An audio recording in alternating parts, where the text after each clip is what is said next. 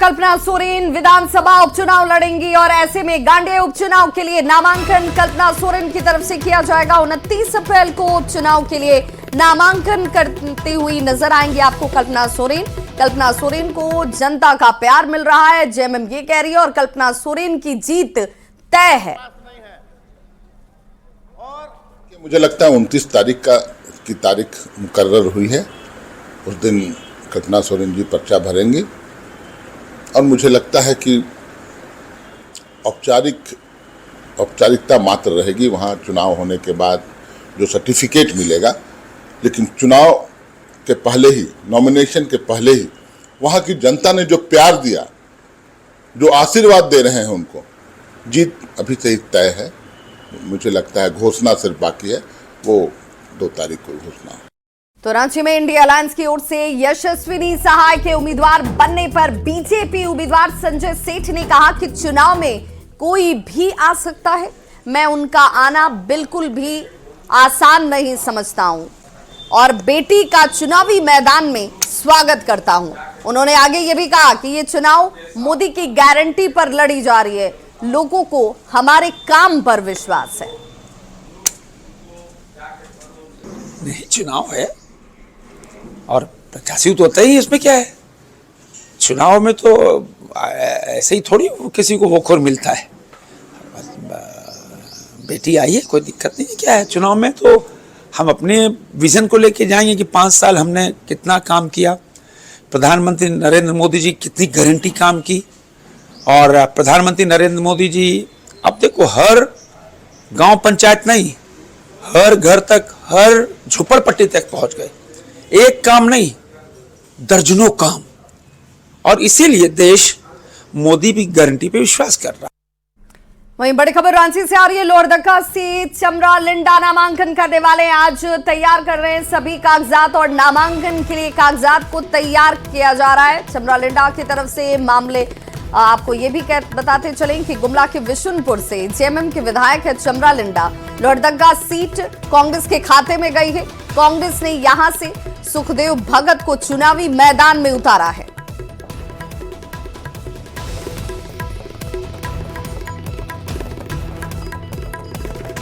तो वहीं गिरिडीह लोकसभा सीट से इंडिया अलायंस के उम्मीदवार बनने के बाद मथुरा महतो ने बेरमो में कार्यकर्ताओं और नेताओं के साथ एक बैठक की और इस बैठक में कांग्रेस विधायक कुमार जयमंगल सिंह भी शामिल हुए। इस दौरान मथुरा महतो ने कहा कि केंद्र सरकार की नाकामी और मजदूर विरोधी नीतियों को लेकर हम जनता के बीच जाएंगे। कांग्रेस विधायक का कहना है कि बेरमो विधानसभा से 1.5 लाख वोट मथुरा महतो को मिलेगा।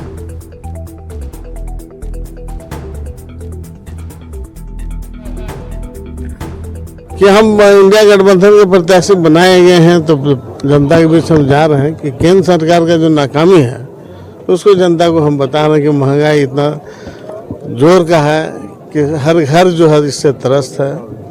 और इस सरकार ने यह प्रयास किया है, केंद्र सरकार ने, कि लोकतंत्र में जो भी लोग इनके विरोध बोलेगा तो उसको जेल में भेजेंगे। तो इन सब चीज़ों को लेकर जनता के बीच जा रहे हैं और हमारा कई मुद्दा है जो खासकर औद्योगिक क्षेत्र में बेरोजगारी, विस्थापन, इन सब मुद्दों को लेकर हम जनता के बीच जा रहे हैं। निश्चित तौर पर मैं नहीं समझता हूं कि इनसे बड़ा कोई, सबसे बड़ा कुर्मी परिवार झारखंड में, इनसे बड़ा कुर्मी परिवार नहीं है।